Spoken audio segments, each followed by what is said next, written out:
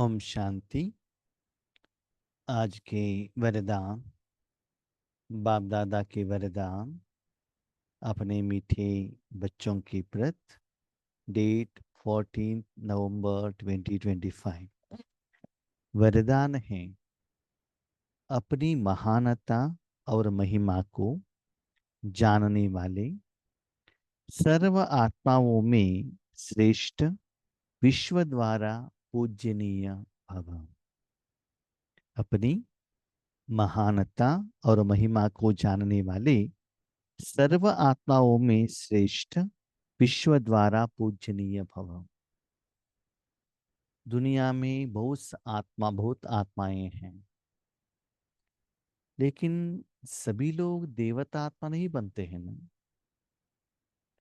850 करोड़ आत्माओं में बाबा 33 करोड़ आत्माओं को ऐसे महान कार्य के लिए सेलेक्ट करता है, क्लीन भी करता है, यूज भी करता है। उन आत्माओं को साधन के रूप में यूज करके सारे विश्व को अपना जायदाद शक्ति देता है। इस द्वारा विश्व का परिवर्तन होता है। तो वर्तमान समय में संगम युग में जो आत्माएं बड़े दिल से, बेहद से, खुशी से अपना समय संकल्प भगवान के हाथ में देते हैं, निस्वार्थ भाव से, निमित्तपन से, उसके आधार पर नंबर डिसाइड होता है। उसके आधार पर सारी आत्माओं को, माना 33 करोड़ जो भी आत्माएं हैं, उन सभी लोगों को पूजा होती है। लेकिन वर्तमान समय में जो आत्माएं सारे विश्व को अटेंशन में रखते हुए सेवा करने के लिए निमित्त बनते हैं, वो आत्माओं को सारे विश्व पंच तत्व सहित चैतन्य और जड़ साधन उनका पूजा होती है। अब पूछ सकते हैं, आत्मा तो पूजा करते हैं, ठीक है, लोगों के आगे आते हैं, मूर्ति के आगे आते हैं, टेम्पल के आगे आते हैं, फोटो के आगे पूजा करते हैं, लेकिन पंचतत्व कैसे करते हैं? टेम्पल तो चाहिए, फूल तो चाहिए, फोटो तो चाहिए, मूर्ति तो चाहिए। ये सभी पंचतत्व है ना। तो लोग भी क्या करते हैं, खाने के टाइम पर नारियल लेकर आते हैं, फ्रूट्स लेकर आते हैं, चावल लेकर आते हैं, धन लेकर आते हैं। किसके लिए? वहां जो आगे बैठा हुआ जो मूर्ति है ना, उसकी सेवा के लिए। आज आप देख लीजिएगा, तिरुपति में जो लोग जाते हैं कितना पैसा डालते हैं वहां। क्यों डालते हैं? कि उस आत्मा ने सारे विश्व को सकाश दिया था, सेवा की थी, इसलिए उतना लाखों लोग आते हैं। आगे तो आपके सामने बाबा कहते हैं करोड़ों लोग आने वाले हैं, लेकिन उसके लिए आपको ऐसे महान सेवा के लिए निमित्त बनना है। बच्चे, आप कोई ऑर्डिनरी आत्मा नहीं हो, अब महान आत्मा हो। लेकिन बाबा ने कहा कि बच्चे आप महान हो, लेकिन हम महान बने कैसे? बाबा यूज कर रहा है ना। जायदाद तो मेरा है नहीं, गुण तो मेरा है नहीं, हम तो सिर्फ साधन है। भगवान के कारण जो विश्व को भगवान का शक्ति जाकर पहुंच गया, उसके कारण पूजा होती है। इसलिए आज की मुरली में भी बाबा ने कहा था, पूजा तो सिर्फ एक का होना चाहिए, शिव बाबा का। हम्म? अव्यभिचारी पूजा होना चाहिए, क्योंकि पूज्य तो वही है ना। भले हम निमित्त है, लेकिन शक्ति किसका है? शक्ति किसमें है? भगवान में है ना, हमारे पास तो नहीं है। गर्मीपन का जो गुण है वो आग में है, बर्तन तो सिर्फ साधन है। बर्तन द्वारा अंदर जो प्रोडक्ट है, सांबार हो या चावल हो या रसम हो या खीर हो, ट्रांसफर हो रहा है। आग से वो बर्तन द्वारा ट्रांसफर हो, इसका मतलब ये बर्तन ये नहीं कह सकता कि जो गर्मी का गुण मेरा है, ये नहीं कह सकता है ना। तो हमको महान किसने बनाया? बाबा ने बनाया ना। तो वो स्मृति में हम रहने से हमारा अटेंशन उस कर्म की तरफ, उस साधना की तरफ, उस तपस्या की तरफ हमारा रहता है। ठीक है, इसलिए उस स्मृति में रहो। यस, विश्व में श्रेष्ठ बनना है, पूजनीय बनना है, तो फल लेना है तो कुछ कर्म करना पड़ेगा ना। भविष्य में पूजनीय बनना है तो अभी विश्व कल्याण के लिए अपने तन मन समर्पण करना। जितना बेहद में करते हो उतना श्रेष्ठ बनते हो। उस स्मृति में रहते हुए मुझे विश्व कल्याण करना है, सदा भगवान की शक्ति सारे विश्व में फैलना चाहिए। ये अटेंशन से क्या करो, परमात्मा की शक्ति फैलाने के लिए निमित्त बनो। हाँ, इसका मतलब ये नहीं है पूजनीय मान आपके आगे आके पूजा करे, नहीं। पूजनीय किसको कहते हैं?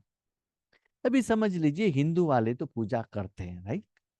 दुनिया में मुस्लिम लोग भी तो हैं, क्रिश्चियन भी तो हैं, सिख लोग भी तो हैं, तो उनको भी आप सेवा करते हो ना, उनको भी भगवान का शक्ति देते हो ना। वो लोग पूजा करते हैं क्या? पूजा के बारे में वो जानते ही नहीं है। तो पूजनीय माना क्या है? दिल से थैंक यू कहना, दैट इज पूजनीय। मानो उतना रिस्पेक्ट होना चाहिए। ओके, हर एक ब्राह्मण बच्चा वर्तमान समय विश्व की सर्व आत्माओं में श्रेष्ठ है। वर्तमान समय में आप देखते हैं भगवान जो भी अपने भक्त आत्माओं को कुछ देना है तो ब्राह्मणों द्वारा देता है, क्योंकि ब्राह्मण ही वहां जो पूजा रूम के अंदर मूर्ति के नजदीक में जा सकता है। भगत लोग टेम्पल के अंदर आ सकते हैं, लेकिन जहां मूर्ति रहता है वहां बाकी लोगों को वहां एंट्री नहीं है, सिर्फ ब्राह्मण ही जा सकते हैं। तो आप ब्राह्मण हो, मन को लेकर मूर्ति के आगे गए हो। कैसे गए हो?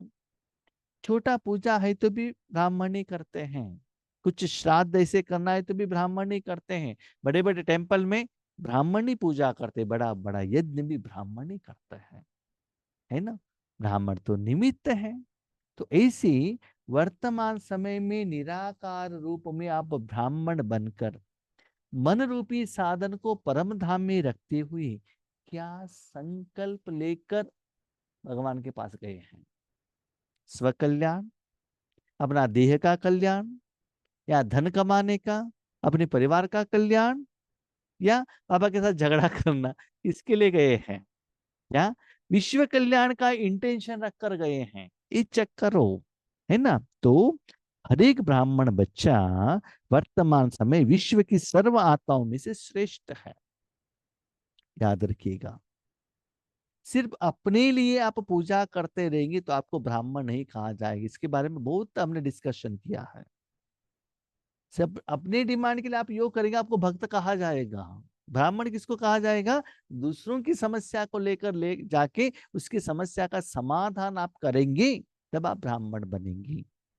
सेवा केंद्र में जाएंगे, ब्रह्मा भोजन खाएंगे, मुरली सुनेंगे, आप ब्राह्मण नहीं। हाँ, सेवा करो, भले तन से, धन से, जन से, मनसा वाचा कर्मणा, किसी रूप में सभी करेंगे तो ऑलराउंडर हो जाएंगे। सबसे इंपॉर्टेंट मनसा सेवा। ऐसे अपने शक्ति द्वारा, भगवान की शक्ति द्वारा दूसरों की समस्या का समाधान देते हैं तो भगवान बाबा कहते हैं मेरे पास शक्ति है, लेकिन बच्चों के बिना मैं किसी को कुछ भी नहीं दे सकता हूं, क्योंकि मैंने दिया तो अकाउंट मेरा हो जाएगा ना। मैं इस ड्रामा के सर्कल में, कर्म फिलॉसफी में बंधायमान नहीं हूं मैं। इसलिए ऐसे महान काम के लिए मैं बच्चों को यूज करता हूं। जो कर्मों का फल मैं जो देता हूं ना, वो फल बच्चों को मिल जाता है। बाबा के पास शक्ति भी है, संकल्प है, गुण है, लेकिन ड्रामा के अनुसार वो दे नहीं सकता है। तो वर्तमान समय में हम जो बच्चे, जो हमको नॉलेज मिला है, दिन में थोड़ा समय निकाल कर अपने तन मन भगवान के हाथ में देंगे तो वो आत्माएं अपना भाग्य बनाएंगे। तो आप ब्राह्मण आत्माएं, सारी आत्माएं श्रेष्ठ हैं। इसलिए पहले 33 करोड़ आते हैं ना, 33 करोड़ में भी 2 करोड़ श्रेष्ठ है, 2 करोड़ में भी 9 लाख, 9 लाख में भी 16,108, उसमें भी 108, उसमें भी 8 रत्न, 8 रत्न में भी नंबर 1, उसमें भी स्टेज है ना, सीट्स है ना। तो बाबा ने कहा टोटल 33 करोड़ आत्माएं पूजनीय है और भविष्य में विश्व द्वारा पूजनीय है। अभी भी आपको पूजा होता है, भविष्य में भी पूजा होता है। किसी ने थोड़ा सा ज्ञान लिया तो भी उसमें संस्कार रहने के कारण भले वो अभी बाबा का बच्चा नहीं है तो भी वो 33 करोड़ में आ जाएगा। ये रिसेंटली बाबा ने मुरली में कहा था। और भविष्य में विश्व द्वारा पूजनीय है, नंबरवार होते हुए भी लास्ट नंबर का मणका भी विश्व के आगे महान। क्योंकि कोई भी आत्मा ऐसे संकल्प नहीं करना चाहिए। क्या नहीं करना चाहिए? सम्मान तो दादियों को होता है, बड़े बड़े लोगों को होता है, हमको तो नहीं होते हैं। इससे कभी कभी अपने से क्या होता है ना, उनका मन मनहूस हो जाता है।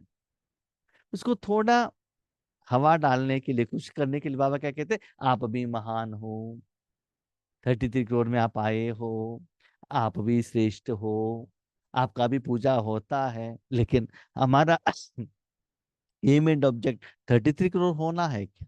नहीं है ना। हमारा एम एंड ऑब्जेक्ट तो 8 का है ना। तो वो अटेंशन रखकर चले जाओ। ऐसा नहीं कि हमको भी पूजा हो जाएगा भगवान के। सेल्फ सेटिस्फाइड नहीं रहना चाहिए, आगे बढ़ना चाहिए। तो हर एक आत्मा श्रेष्ठ है।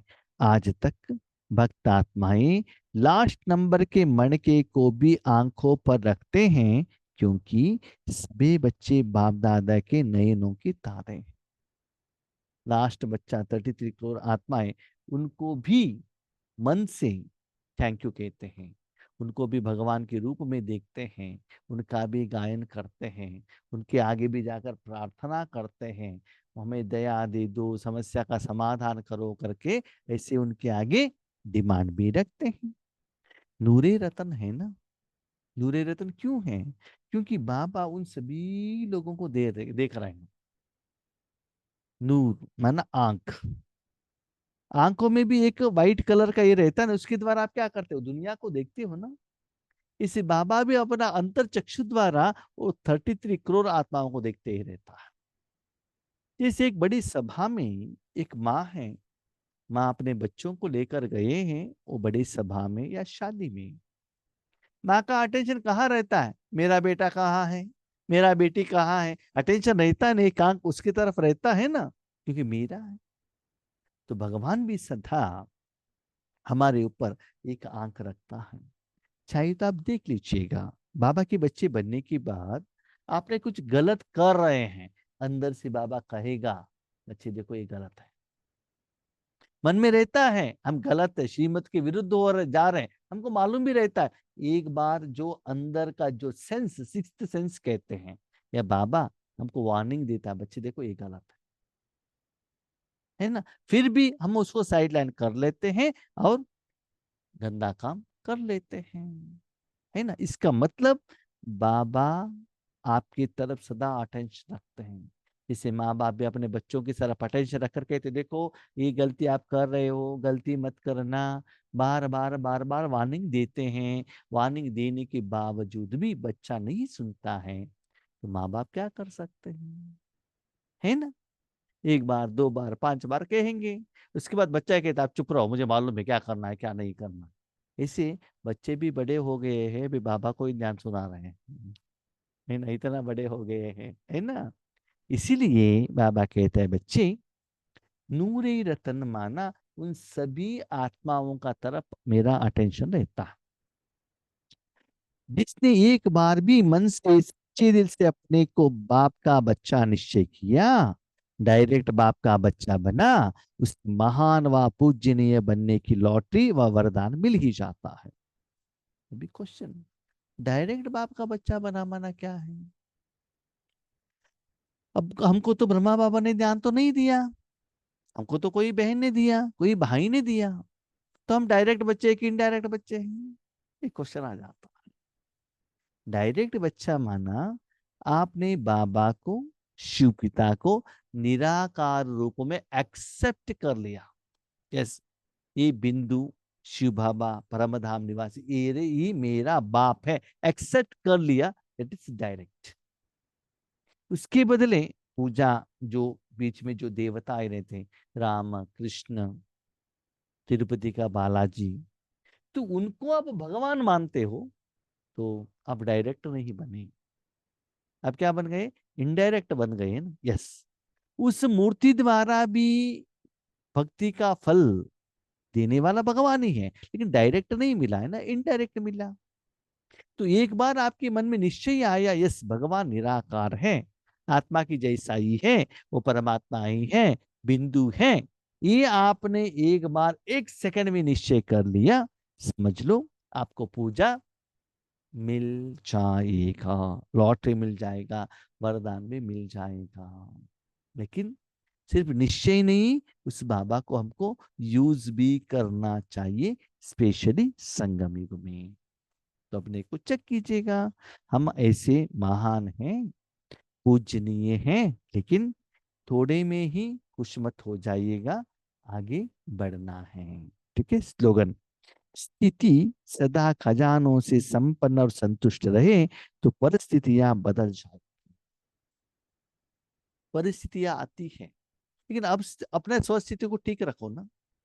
कार पर जा रहे हो, एसी कार में जा रहे हो, यस, सुबह घर से निकलने के टाइम पर ठंडी था, दोपहर में धूप आया, शाम को बारिश आया, कुछ भी आने दो ना, कार से नीचे नहीं नहीं उतरो, कार का ग्लास नीचे नहीं करो। कभी कभी क्या होता है ना, हम एसी में रहते हैं और अपने भाई बहनों को देखकर हम क्या करते हैं, उनको कार के अंदर लेकर आने के बदले हम नीचे चले जाते। समझ में आया, हिसाब का स्थिति बहुत अच्छा रहता है, मन का स्थिति बहुत पावरफुल है, लेकिन लौकिक में जाते हैं, शादी में जाते हैं, वहां क्या करते हैं, आत्मिक स्थिति में, पारमार्थिक स्थिति में रहने के बदले देह, देहबान, उसका कनेक्टेड में डिस्कशन स्टार्ट हो जाता है। पॉलिटिकल के बारे में, युद्ध के बारे में, आपका बेटी क्या कर रहा है, बेटा क्या कर रहा है, कितना घर लिया है, रेंट क्या है, आगे नीचे। तो क्या हो गया, आप कार से बाहर आ गए, तो बाहर का जो ठंडी है, धूप है, बारिश है, उसका असर आपके ऊपर पड़ जाता है। वापस घर आने के बाद क्या कहते हैं, मेरा स्थिति ही बिगड़ गया। क्यों, परिस्थिति में आप चले गए ना, आप अपना स्वस्थिति में रहो ना, परिस्थिति कुछ भी नहीं करेगा। घर से बाहर निकलने के टाइम पर आप स्वेटर पहनो, मफलर पहनो, हाथ में हैंड ग्लोव्स डालो, खुद को प्रोटेक्शन करके जाओ ना। ठंडी क्या करती है आपको, उसके बदले ठंडी आने के बाद में स्वेटर पहनता हूं, नहीं होता। इसलिए स्थिति को सदा संपन्न रखना, संतुष्ट रखना, इसका मतलब अपने शरीर को क्लीन रखा है, भोजन दिया है, पानी दिया है, नींद ठीक से हुआ है, वो कोई बीमारी, कोई दर्द कुछ भी नहीं होता है ना उसको। नॉर्मल लोगों के बारे में हम कह रहे हैं, किसी किसी को रेगुलर दर्द रहता है, जो ओल्ड एज होते हैं, सिर घूमता है, घुटने का दर्द रहता है, वो बात अलग है। माना उस साधन को जो चीज आपने दो दे दिया, उसकी तरफ आपको अटेंशन रखने की जरूरत नहीं है, जो रिक्वायरमेंट है सुबह आपने अपने घर में दे दिया।